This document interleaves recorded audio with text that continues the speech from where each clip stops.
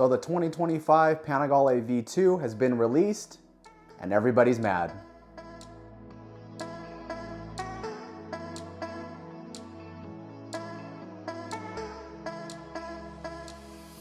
For those that don't follow the channel, I am a big Ducati fan. I've got a V2 here, a V4, and there's an Aprilia RS V4 there, but huge Ducati fans. This is coming from the perspective of somebody who already loves Ducatis, loves the Panigale V2, the current generation. So let's talk about why everybody is so upset. So what is the 2025 Panigale V2? Well, it's a completely new redesign. It's not derived from the incoming Panigale V4. It's completely proprietary. It's a brand new motorcycle. The most controversial part of that new 2025 Panigale V2 is the engine. It's getting a totally new 890cc twin cylinder engine, 120 horsepower. It is losing the desmodromic valves. In place of those desmodromic valves, it will have a variable intake timing system with traditional valve springs. Ducati says the intake timing will basically constantly be adjusting via a series of sensors and electronics to maximize the performance of the engine depending on the RPM. Ducati says this system will maximize the output for the rider, whether you're at low RPM or high RPM. That all translates to 120 horsepower and 68 foot-pounds of torque, quite a bit down on power compared to the outgoing Super Quadro twin-cylinder engine that's found in the current Panigale V2 and Street Fighter V2. That Super Quadro engine, 155 horsepower and 76 to 77 foot-pounds of torque. So as we could see, especially on the horsepower side, it's quite a bit down. Now, Ducati has been silent to the maintenance interval for this new 890cc engine. One would think because it has valve springs now and doesn't have the Desmo system, the interval should be longer. The service should be cheaper as well, meaning it should have less man hours to adjust those valves, but we don't really know. Ducati's kind of been silent to that, so we'll have to wait for clarification from Ducati. What I will say though is with the advance in valve spring technology, the advance in alloys, the desmodromic valve system, it's less of an advantage as it used to be. For those that don't know a lot about Ducatis, the Desmo valve system, it is a mechanical system that opens and closes your intake and exhaust valves. So what that does, it prevents the valves from floating at very high RPM. With traditional valve spring style valve trains, what happens is at very, very high RPMs, the valves tend to float. The springs kind of lose control over that valve. With the Desmo system forcing the valve closed, you don't have that. The downside of that system is the maintenance and the short intervals. The newer Ducatis, the Desmo service the interval is pretty long, so it's not as much of a concern anymore, but still a concern nonetheless. So we'll have to see if this new valve train is going to have a longer interval and a cheaper service. Weight is way down on the 2025 Panigale V2. The engine itself is 21 pounds lighter than the outgoing Super Quadro engine. Now the bike in total, the wheels are lighter, swing arms lighter. It's just a lighter bike in general, all throughout, but it is now 388 pounds. That's wet weight with no fuel. That's compared to the outgoing Panigale V2, which is 425 pounds wet weight, no fuel. That's a difference of 37 pounds, that is insane. That's huge. 388 pound wet weight with no fuel. I mean, you're getting into RS 660 territory. This bike is very, very light. It is indeed the lightest Panigale ever, and by quite a long shot. Interestingly, the V2 is losing its true clip-ons. It's getting it will still have clip-ons, but they will have a slight rise to them, kind of like the Supersport 950 does and the RS 660 does. They are clip-ons, but they've got that rise to them for a little bit more comfortable riding position. The seat height is also going to be a little bit lower, basically giving the V2 a lot more friendly, kind of streetable, long ride seating position. Ducati has also focused on the heat for these bikes. Everybody knows Panigales get very, very hot. It's one of the main complaints for Panigales. They've used the aero redesign to pull hot air away from the rider and focus cool air to the rider. So hopefully it's effective, but in their press release, didn't say a ton about downforce and things like that. They were more focused on rider comfort, pulling that hot air away from the rider. In 2025, we'll also see the introduction of a Panigale V2S, which is very interesting. That V2S will have a lithium-ion battery and will have manually adjustable Olin suspension, both front and rear. The base V2 will have Marzocchi front forks and a KYB rear shock. The MSRP for the base Panigale V2 is $15,995, and the V2S is going to be $18,995. This is in comparison to the current base V2, which is $18,595. So we see with this 2025 Panigale V2, the V2S is actually going to be a similar price to the current base V2. Ducati is also, for this 2025 V2, going back to Terminoni for their factory offered kind of track exhaust. We know in the past, in this very recent past, it's been a Akrapovic for everything basically. Well, for the 2025 V2, going back to Terminoni, which I think is interesting. I always, for the Ducati purists, Terminoni and Ducati is kind of a classic combination. When you think of Ducati, you don't traditionally think of Akrapovic, so I thought that was kind of an interesting decision to go back to the Terminoni brand. So lots of changes to the Panigale V2, just not only in spec, but really in the concept of the bike. The Panigale V2, the current one, is supposed to be the baby V4. It's supposed to be very racy, very sporty, but a little more livable as opposed to the big Panigale V4s.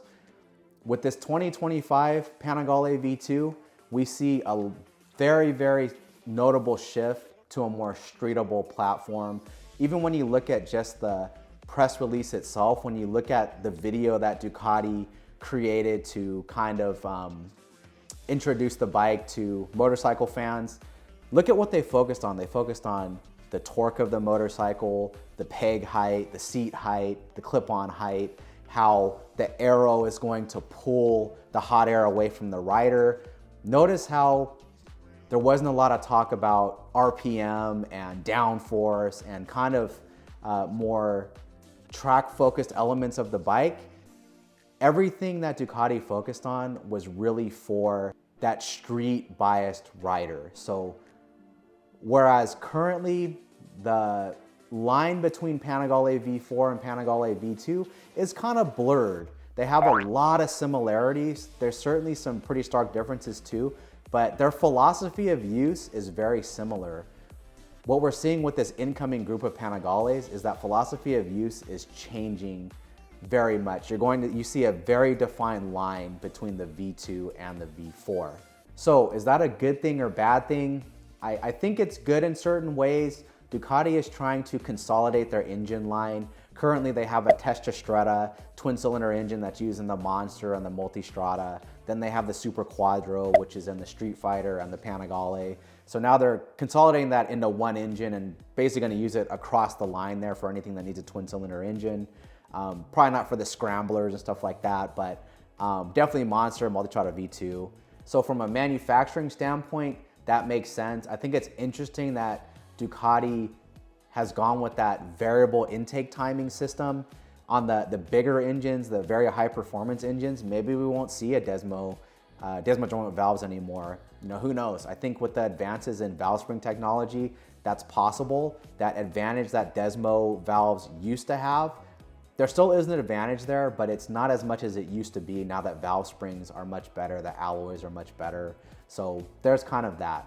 So I think with the V2, it's really the talking point is not the horsepower, it's not the spec, it's the philosophy has completely changed for the V2.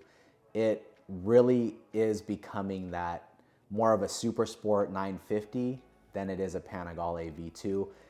Even numbers alone, spec sheet alone, it's a lot closer to a Supersport 950, but it looks like a Panigale. And I think overall, it makes sense for Ducati in certain ways, but I think Ducati needs to be careful here. Buying a Ducati is not supposed to make sense. When you think about performance figures, lap times, what most of us are capable of as riders, it's really no performance benefit to buy a Panigale. You're gonna be just as fast on a GSX-R 1000, maybe even faster. You don't buy a Ducati for a practical purpose. You don't buy it because it makes sense. You buy it because of the emotions that it evokes. You buy it because you just want it.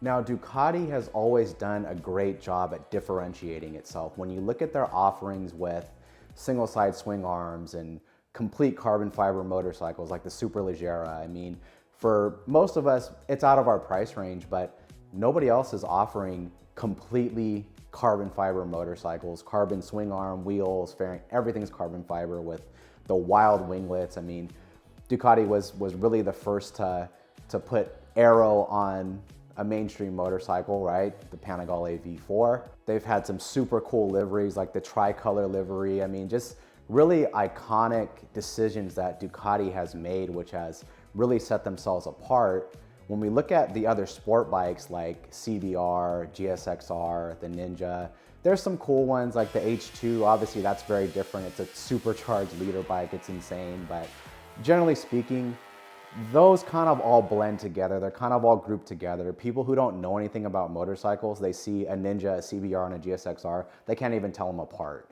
Whereas Ducati, completely different. Ducati has always kind of been on its own little island. And when we look at this upcoming release of the Panigale, I think they're starting to lose that. They're kind of trying to be price competitive and battle it out with the other manufacturers based on, you know, what we're offering you for a certain price. Whereas historically, Ducati hasn't really done that. They've just, hey, this is what we're offering. It's something different. It's a, you know, weird engine configuration. It's a weird displacement. It's got this, it's got that. And if you want it, it's just, you're just gonna pay however much it is that we're selling it for, because it really has no competitors. It's in its own group. It's on its own island. So we'll see what happens as far as sales go. I may be completely wrong. The new Panigale V2 might be just a huge sales success. I don't know. But personally, somebody who loves the Panigale series, somebody who thinks the Panigale is Ducati's real identity, I don't personally like the direction that Ducati is taking these bikes. And I think if Ducati continues to go on this pathway of making bikes that on paper make sense, they have the dual-sided swing arm because it's lighter, it's easier to tune the suspension, it's easier to control the wheel that way, less power, but the engine is lighter and therefore the rest of the bike is lighter. You know, moving to a design that is meant to pull the heat away from the rider, but maybe aesthetically isn't as pleasing, moving away from real clip-ons to something that looks like clip-ons, but when you look close, you could tell it's not. I think if they are not careful, they will lose some of that magic that is Ducati. When most people see a Ducati, even people that don't know anything about motorcycles, they notice it right away. There's something about it that draws people to it. When I ride my V4, and even when I was riding the V2 a lot, you get stopped a lot. That's from people who ride, from people who don't ride. You get stopped a lot. You get a lot of questions, and that's because you're drawn to it. When you look at these new Panigales, they look okay, I guess. They kind of have some Ducati design elements there, but they don't look that special. They kind of just look like any other sport bike, where especially if you look at something like the current gen V4, you see the winglets really stick out. They're black. They're not color matched like the incoming V4s. You see they have, you know, a ton of vents everywhere. They're very, very wild looking motorcycles. They differentiate themselves quite a bit from just a normal sport bike that you would see.